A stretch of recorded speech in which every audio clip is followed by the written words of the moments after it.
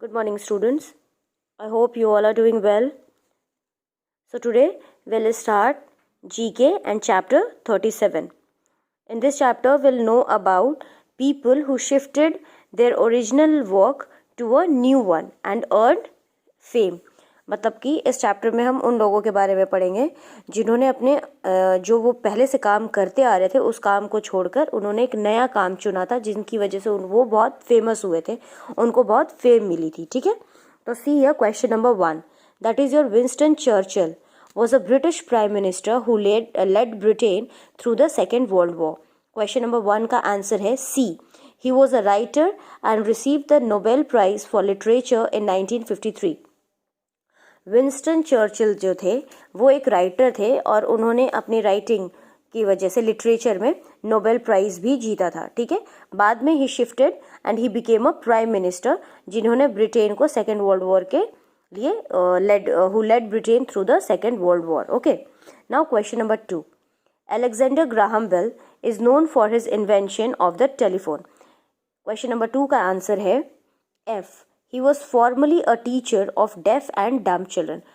Alexander Graham Bell जो थे वो पहले क्या थे, टीचर थे. ऐसे बच्चों के टीचर थे जो थोड़े फिजिकली डिसेबल्ड थे, जो बच्चे डेफ और डम्ब थे उन बच्चों के ये टीचर थे. Later on he invented a telephone, उन्होंने टेलीफोन का आविष्कार किया and then he became famous. Okay, now question number 3. Louisa May Alcott is the author of Little Women. Question number 3 का आंसर है H. She was an army nurse. तो Louisa May Alcott जो थी वो एक आर्मी नर्स थी. बाद में उन्होंने एक बुक लिखी थी लिटिल विमेन जिनके लिए वो बहुत फेमस हुई थी. ठीक है, now question number 4 is Kenneth Graham. Kenneth Graham wrote the famous children's book The Wind in the Willows. Question number 4 का आंसर है A. He was the retired secretary of the Bank of England. Kenneth Graham जो थे वो क्या थे, secretary थे bank of England के. ठीक है, वो बाद में वहाँ से रिटायर कर गए and then he wrote a children's book, बच्चों की बहुत ही फेमस किताब लिखी थी उन्होंने, wind in the willows. For this he became famous. Now see question number 5. Mahatma Gandhi was an important leader who led the Indian people in their struggle for independence from Britain. Question number 5 का answer है B. He was a lawyer in South Africa. Mahatma Gandhi के बारे में आप लोगों ने पढ़ा होगा. ठीक है, तो महात्मा गांधी क्या थे, साउथ अफ्रीका में लॉयर थे. फिर साउथ अफ्रीका में जब वो लॉयर थे और लॉ की जब वो पढ़ाई कर रहे थे, फिर बाद में जब वो वहाँ लॉयर बने, उन्होंने एक डिस्क्रिमिनेशन, एक भेदभाव फेस किया काले और गोरे का. ठीक है, then he left South Africa and came back to India. फिर उन्होंने साउथ अफ्रीका छोड़ दिया और इंडिया आ गए. Then he saw the same thing in our country, उन्होंने हमारे कंट्री में भी यही सेम भेदभाव देखा एंड देन ही डिसाइडेड कि वो हमारे कंट्री को इंडिपेंडेंस दिलाएंगे, आज़ादी दिलाएंगे. किससे, ब्रिटेन से. And then he struggled for it, और फिर उन्होंने बहुत मेहनत की एंड हमारे कंट्री को फ्री कराया ब्रिटेन से, ब्रिटिश से. Now see the question number 6. Aurobindo Ghosh was an Indian revolutionary leader. Question number 6 का आंसर है D. He became a yogi and philosopher and established an ashram in Pondicherry. Aurobindo Ghosh जो थे एक योगी थे और एक फिलोसोफर भी थे. ठीक है, और उन्होंने एक आश्रम भी अपना बनाया था पौंडीचेरी में. पौंडीचेरी जगह का नाम है, उन्होंने वहाँ एक आश्रम बनाया था.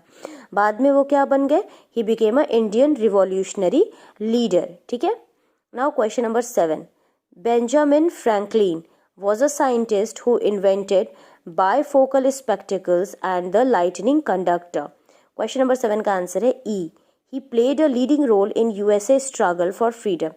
बेंजामिन फ्रैंकलिन जो थे, जिस तरह से महात्मा गांधी ने हमारे कंट्री को फ्री कराने के लिए स्ट्रगल किया था, उसी तरह से बेंजामिन फ्रैंकलिन ने USA को फ्रीडम दिलाने के लिए बहुत ही स्ट्रगल किया था. Later on he became a scientist. ठीक है, जिन्होंने बायफोकल स्पेक्टिकल्स और लाइटनिंग कंडक्टर इन्वेंट किया था. Question number 8. Bahadur Shah Zafar was the last Mughal emperor who died in a prison in Rangoon. Bahadur Shah Zafar, question number 8 का आंसर है I. He was a well known poet. Bahadur Shah Zafar एक बहुत ही जाने माने पोएट थे. ठीक है, कवि थे, जिन्होंने बाद में वो लास्ट मुगल एम्परर बने थे. ठीक है, who died in prison in Rangoon, Rangoon जगह का नाम है, एंड वहाँ के जेल में, प्रिजन का मतलब वहाँ के जेल में वो उनकी डेथ हो गई थी। Now question number 9, Benito Mussolini was the fascist ruler of Italy from 1922 to 1943. Question number 9 का आंसर है G, he was a teacher and a journalist. Benito Mussolini जो थे टीचर भी थे और जर्नलिस्ट भी थे। लेटर ऑन वो ही बिकेम अ रूलर, मतलब वो इटली के राजा बने जिन्होंने 1922 से लेकर 1943 तक वहाँ पे रूल किया था। Now see the last fact, Casanova was a great adventurer who was a violinist and a spy. His memoirs include dramatic incidents of his life, including a daring escape from a prison in Venice. Casanova जो थे वो बहुत ही great adventurer थे, ठीक है, और एक violinist भी थे, मतलब वो वायलिन भी प्ले करते थे और स्पाई भी थे, मतलब जासूस भी थे। बट उनके लाइफ में बहुत सारे ऐसे मेमोरीज, बहुत सारे ऐसे इंसिडेंट्स हैं जो कि बहुत ही डेयरिंग है। उनमें से एक है कि वो वेनिस जगह का नाम है, वहाँ के कैद से, वहाँ के प्रिजन से वो एस्केप करके निकल गए थे, बच के निकल गए थे। वहाँ से बच के निकलना इतना इजी नहीं है, but Casanova escape from the prison of Venice. Now let's see the another chapter, chapter number 38, the history quiz. In this chapter we'll read the questions related to the history of the world. ये पूरे दुनिया का जो history related questions है हम इस chapters में देखेंगे, ठीक है। So first question is, who was the half sister of Queen Elizabeth after whose death Elizabeth was enthroned as a queen of England. Queen Elizabeth की बहन कौन थी जिनके डेथ के बाद क्वीन एलिजाबेथ को इंग्लैंड की रानी बनाया गया था। So who was the half sister of Queen Elizabeth? She was Mary, MARY, Mary. Question number 2, which Sikh guru started the practice of langar और कम्युनिटी किचन? दैट इज गुरु अमरदास। ऐसे कौन से सिख, मतलब सिख धर्म के कौन से गुरु थे जिन्होंने लंगर या फिर कम्युनिटी किचन, लंगर आप लोगों ने देखा है ना, गुरुद्वारे में फ्री में एक कोई दिन तय किया जाता है और वहाँ पे फ्री में लोगों को खाना खिलाया जाता है, तो ठीक है, उसको या तो हम लंगर बोलते हैं या फिर कम्युनिटी किचन बोलते हैं। तो इसका सबसे पहले किसने चलन शुरू किया था? गुरु अमरदास ने। Now see question number 3, which sultan of Delhi is also known as crazy ruler? Delhi के ऐसे कौन से सुल्तान थे जिनको क्रेजी रूलर बोला जाता था? He was Mohammad Tughlaq. मोहम्मद बिन तुगलक को क्रेजी रूलर मतलब पागल राजा भी बोला जाता था, because he was really very crazy. Now question number 4, name the country which was involved with Britain in the open war. ऐसा कौन सा कंट्री है जो ब्रिटेन से इन्वॉल्व हुआ था वॉर में? That is China. चाइना का भी वॉर हुआ है ब्रिटेन से, ठीक है। Who is the author of Arthashastra? That is Kautilya. Arthashastra के ऑथर मतलब किन्होंने अर्थशास्त्र लिखा है? कौटिल्य। कौटिल्य को हम चाणक्य के नाम से भी जानते हैं, ठीक है।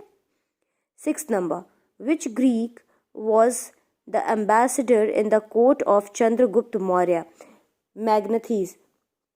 चंद्रगुप्त मौर्य के बारे में आप सबने सुना होगा ना, ये अशोक के जो ग्रेट किंग अशोका हैं उनके ये ग्रैंडफादर थे चंद्रगुप्त मौर्य, ठीक है।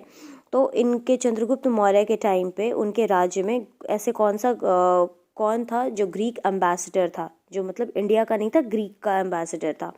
His name was Megasthenes. Now question number 7, name the American president who was assassinated while watching the play Our American Cousin in Washington? That was Abraham Lincoln.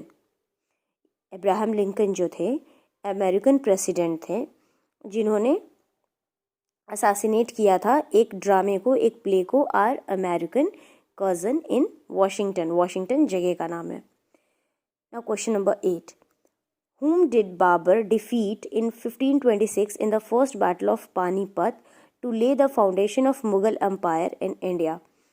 Babar ने सबसे पहले किसको हराया था, डिफीट किया था 1526 में। पानीपत जगह का नाम है, first battle of Panipat. Panipat में सबसे पहली जो लड़ाई हुई थी 1526 में, उसमें बाबर ने किसको हराया था? इब्राहिम लोदी को।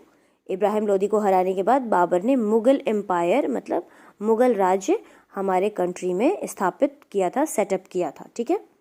Now question number 9, which sepoy of the 34th Bengal infantry fired the first shot of rebellion in the revolt of 1857?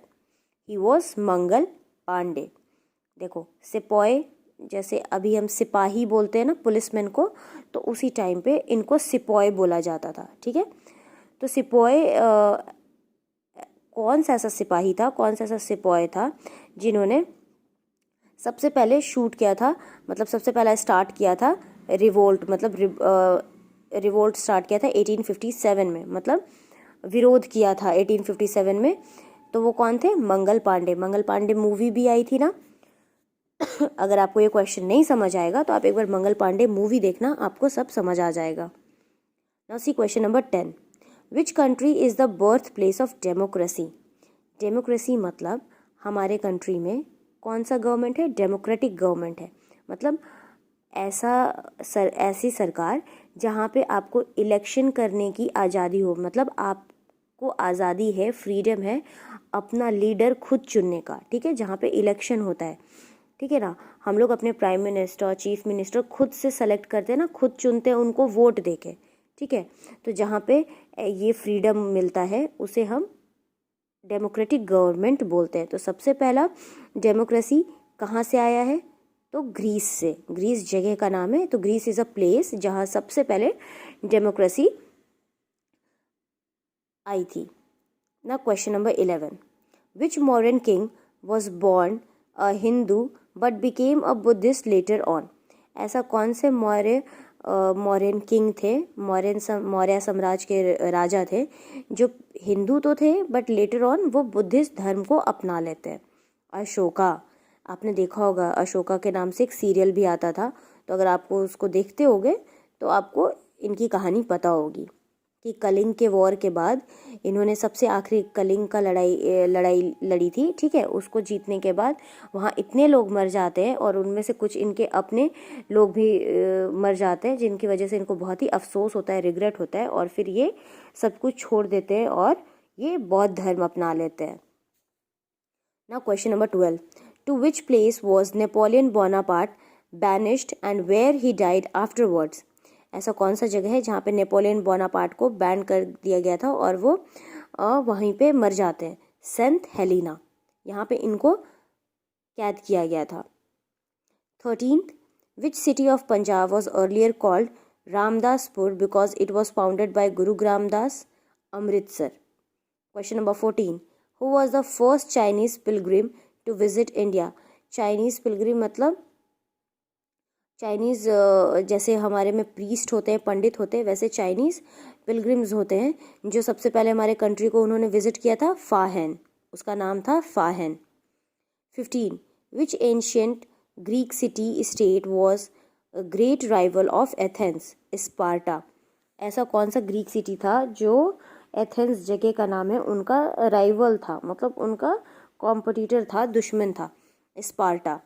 Question number 16, by what name was the entire northeastern region of India known in pre-independence day? The Assam province. हमारे country का जो north eastern part था उसको हम independence से पहले क्या बोलते थे? नॉर्थ ईस्टर्न पार्ट को द असम प्रोविंस। ठीक है। Now let's see third chapter, that is chapter 13। Okay. इसमें हम मुग़ल एम्परर्स के बारे में पढ़ेंगे। हमारे कंट्री में, हमारे इंडिया में जो मुग़ल एम्परर्स है, जिन मुग़ल राजाओं ने राज किया था, हम उनके बारे में जानेंगे। ठीक है। फर्स्ट नंबर क्वेश्चन से we should start. See year, Zaheer Uddin Mohammad was born in Fergana and was a descendant of Genghis Khan and Timur. He defeated Ibrahim Lodi at Panipat and became the first Mughal emperor of Delhi. He was very brave, general and a lover of music, art and poetry. What was his name? Babur. इसके previous chapter में मैंने आपको बताया था ना कि Babar, he was a Mughal emperor who defeated Abraham Lodi and he set up his first Mughal emperor in our country. Now see question number 2. Nasruddin Muhammad ascended the throne after his father's death. He was neither a gifted general nor a wise administrator. He was a very kind-hearted person and he was dethroned and driven out of India by a brave Afghan, Sher Shah Suri. He remained homeless for many years. He reclaimed the throne in 1540. He died after falling down from the stairs of his library. Humayun को नसरुद्दीन मोहम्मद भी कहा जाता था. इन्होंने अपने father के death के बाद थ्रोन असेंड किया था, मतलब राज्य गद्दी संभाली थी. And he was neither gifted a general nor a wise administrator. Okay, but वो बहुत ही काइंड हार्टेड थे, बहुत ही दयालु थे. लेटर ऑन एक अफगानी राजा ने उनको हरा दिया था, ठीक है, और इंडिया से बाहर भेज दिया था. जो अफगानी राजा का नाम है शेर शाह सूरी. रिमेंबर, शेर शाह सूरी, इन्होंने ही हमारे कंट्री का सबसे फर्स्ट हाईवे बनाया था, जीटी रोड. ठीक है, तो इन्होंने हुमायूं को, जिनका नाम नसरुद्दीन मोहम्मद है, उनको हरा दिया था. Later on Humayun came back to India. ये वापस से आए. He fought with him. उन्होंने फिर से अफगानी रूलर शेर शाह सूरी से लड़ाई की. And he took back his throne and he died. और वो थ्रोन वापस से लेते और फिर सीढ़ियों, अपने लाइब्रेरी की सीढ़ियों से गिरने के कारण इनकी डेथ हो जाती है. ना क्वेश्चन नंबर 3.